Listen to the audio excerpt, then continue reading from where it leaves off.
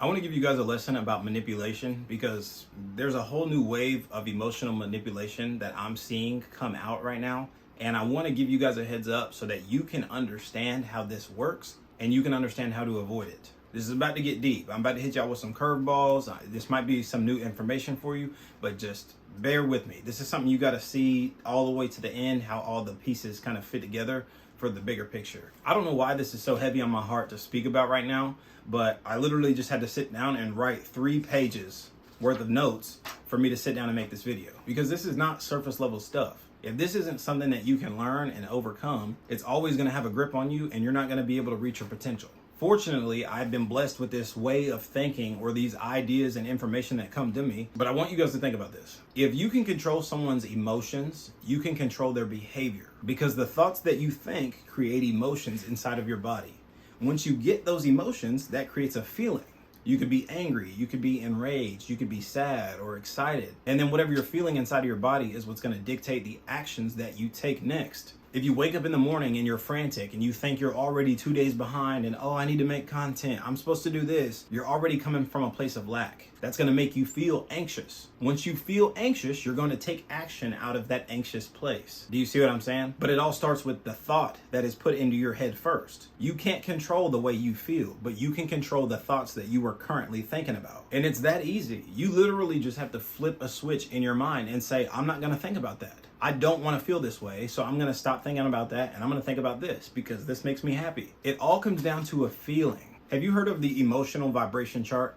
I'll put a picture of it up here on the screen so you can take a look at it. But if everything around us is atoms, neurons, frequencies, and wavelengths, and our body is a moving source of energy, that means we're just like walking antennas. Our brain is wired like a computer. That's how they made computers. It's based off of your brain. Social media, the algorithms, all that stuff, it's not something new. Everything we have has been on Earth since the beginning of time. It just took the attention, the flow of energy to focus in on something and create it. It's that simple. Atoms are definite under observation. That means when you look at atoms under a microscope, they bunch together to form something, because that's how powerful your energy is. It's the focus. It's the dialed in beam of energy directed at one specific spot. And that's what creates something. That's how the universe works. That's why your past actions and thoughts have led you exactly to where you are right now. You can't say you want change and you want something different if you do the same thing every single day. You have to change your habits. You have to change your beliefs. You have to change your routine. But the people that know this understand how easy it is to use this against you and hide information. And they're using these same laws to bet against you. But getting back to the vibrational chart,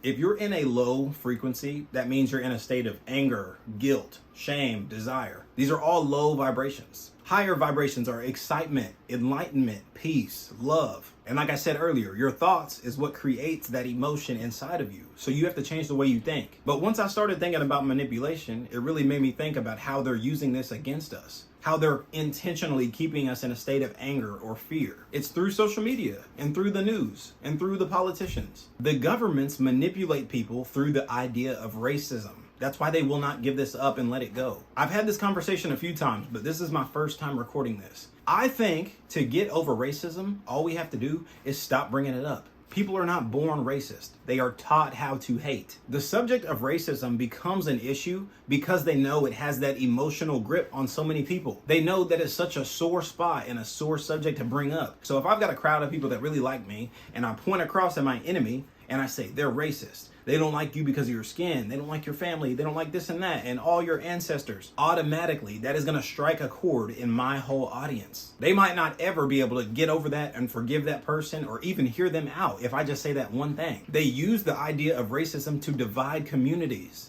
They need separation. They need the bickering to go on so that we're down here yelling at each other and not worried about other stuff that's going on that is way more important. They use the subject of racism to control conversations. They use it to gain power, money, and attention, all while it leaves you in your feelings. Do you see what I'm saying? They use racism to avoid accountability. They say you're not allowed to criticize this group of people because of this. It's called weaponized empathy. Bringing up the subject of racism all the time keeps people in a victim mindset.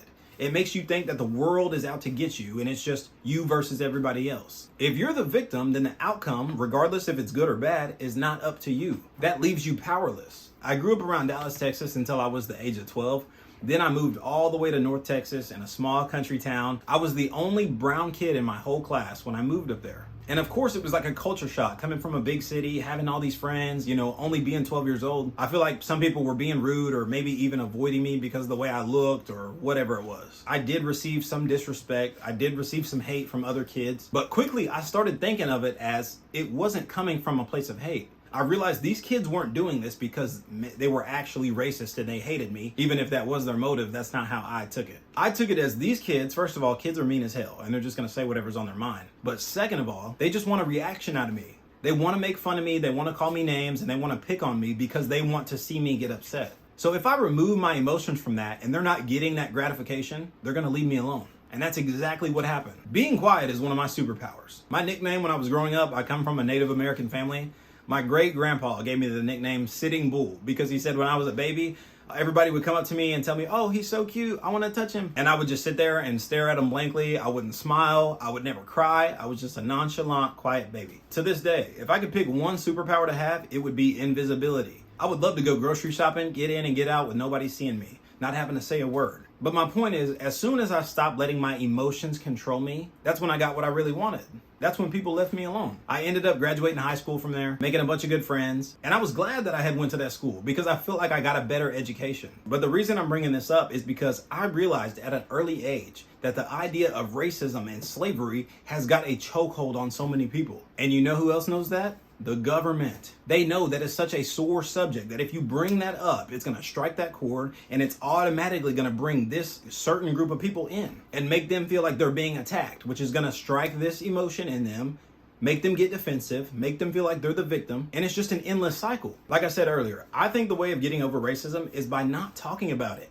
I refuse to believe that there's that many racist people in the world. I know there are racist people out there. Obviously, I might even come across a couple of them. But I think for the most part, it's propaganda. You cannot convince me that there's that much hate in the world. I know there's a lot of evil in the world. Obviously, I see that every day. I'm sure y'all do too. But I refuse to believe that's hate against our own people. That's just ridiculous. Like I said earlier, some people just teach their kids hate, and there's nothing I can do about that. All I can do is teach my kids how to control their emotions and remove themselves from situations they don't want to be in. I am never, ever going to let my kids think that they're a victim of anything. Your past thoughts and your past actions are what have got you to this point. So if you want to change for the future, what thoughts are you going to have to start thinking? What emotions are you going to have to start feeling? What connections are you going to have to make? So now that I got to talk about my perspective, I want to talk about something that happened about 5 years ago. Most of you, if not all of you, I'm sure have heard about the Black Lives Matter organization. That organization was one of the most crooked I had ever seen. And that happened all in 2020 after the George Floyd situation. In 2020, Black Lives Matter raised $90 million, saying that this country is divided and white people are evil and talking about police brutality and all this other stuff as well. But you know what I noticed?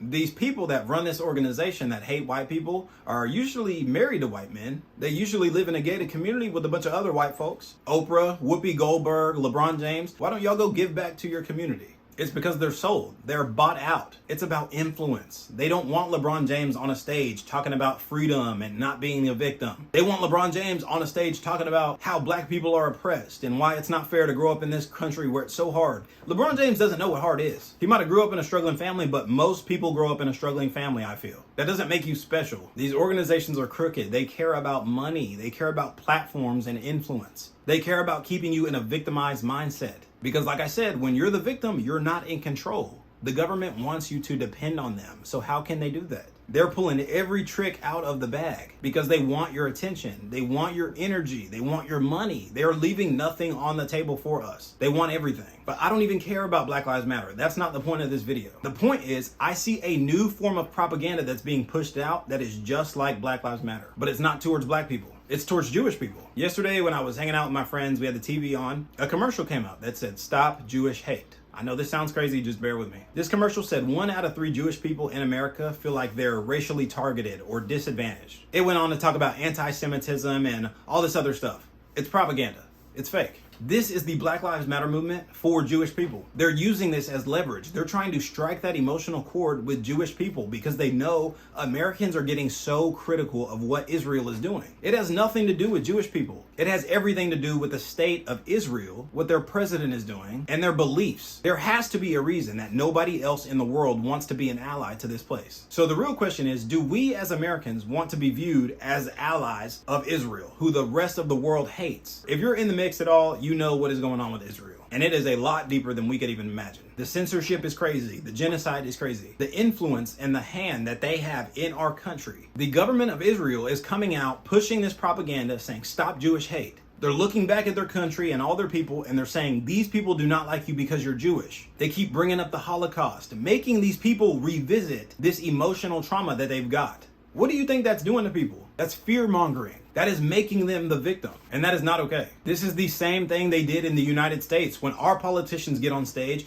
and they say he's racist and he doesn't care about your ancestors and slavery and all this other stuff, because it is such a sore subject and it's something that we are not able to get over as people when they keep bringing it up and shoving it down our throats. Because if you can control someone's emotions, you can control their behaviors. If I can constantly keep you in this negative, low state of vibration, how are you going to get anything done? How are you going to become your best self? There are so many little ways that they are trying to break up the family and keep everybody poor and isolated and dependent on the government. It's emotional manipulation. It's just like being in a toxic relationship. We are in a toxic relationship with our government. I see what's going on all over the world. They're trying to push these digital IDs and giving people a social credit score. Our phones are already tracking us to the max. There are speakers in these phones that can hear up to 20 feet away. When you're on social media scrolling, every time you go to the next post, it starts a timer.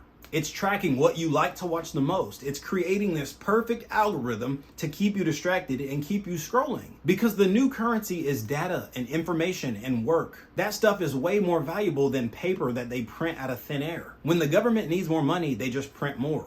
But when you need more money, they tell you to go work 7 days a week and start door dashing. They had to create this idea of scarcity to put fear and motivation in people. That's like when we were little, our parents said, you better make good grades in school so that you can go to a good college. And you have to go to a good college so you can get a degree and get a good job. Because if you don't do all these things, you're going to be poor. If there were no poor people, they wouldn't have that to hold over your head and push fear into you. It is a system that was created to keep you suppressed. They're doing everything they can to break us down. They want us weak. They want us to have no spiritual connection. They want us eating synthetic meat. They don't want us getting sunlight. Some of these are conversations for later, but the main point of this video that I want you to understand is that you have got to stop letting your emotions be controlled by external things. If you're thinking about something that is making you feel sad, change your thought. You can 100% control the things you're thinking about. If it is not putting good thoughts in your head and making you feel like a better version of yourself, stop thinking about it.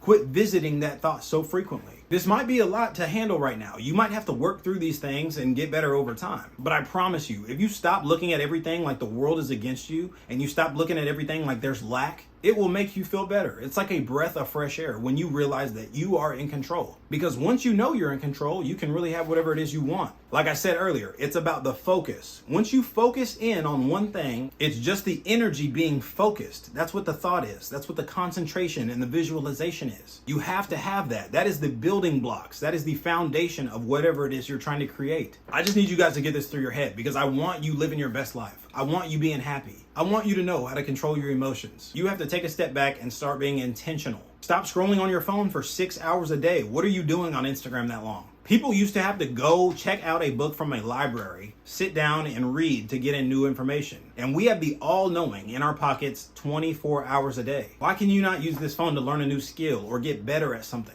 This stuff is not going anywhere. You better learn how to use ChatGPT. You better learn how to use social media to network because content is leverage. I can record this video, put it on the internet, and be seen by 200,000 people. Literally, a video I posted 3 days ago got 200,000 views on TikTok. Where else can I do that at? I would have to get on a stage and perform in front of 4 stadiums full of people to have that same sort of reach. But I did it all from the comfort of my home. This camera being on, it is a focus of energy directed right at me. Everything is collapsing to this moment. You create your own universe. Money is not the currency that we use anymore. It's data. It's work. When America was being industrialized 120 years ago, They said, well, we're going to have to make an education system that teaches people how to work for 8 or 12 hours a day because we need somebody to build and work in all these factories. How are we going to build a nation of workers rather than a nation of independent thinkers? This all ties into that idea of scarcity, like I told you earlier. They want you to be dumb. They want you to be broke. They want you to have a small family, and they want you to be sheep. They want to control you. Your attention and your information are some of the most important things that these people want. That's why all these big companies like Meta, Google, TikTok, they're all being sued right now because they're intentionally using their platforms to lure in and keep kids on these platforms. They want your attention. They want your time. If you do not break this cycle and start questioning things, you are going to be in the same spot in 5 years. I do my best making these videos. I want to inform people. I feel like I'm out here doing God's work. But I'm not really scared of sharing my voice or my opinion on social media anymore because I've been making content for 2 years. This isn't something that just came to me. You got to get comfortable in front of a camera. You got to learn how to speak and communicate. But I'm not special. Anybody can press record and talk to their camera. People like to be entertained and people like to be educated. So pick one of those and start making videos. This stuff can change your life if you let it, man. But I'm on here trying to plant seeds in y'all's mind because everything you hear plants a seed in your mind. So stop listening to the BS. And that's all I got for this video. So if you guys made it this far, I really appreciate you. I hope y'all got some value and some tangible things that you can retain from this. As always, do not forget to like and subscribe. That stuff helps me out so much. If you have anything you want to say, any questions about what I talked about, leave them down in the comments and I will respond to everyone that I can. But I want you guys to get better. And this is the first step. Remember, your thoughts create your emotions create your feelings, and your feelings dictate what actions you take. So if you change the thoughts that you're thinking, you can change the results that you're getting. Thank you so much for watching. I hope you enjoy the rest of your day, and I'll see y'all in the next video.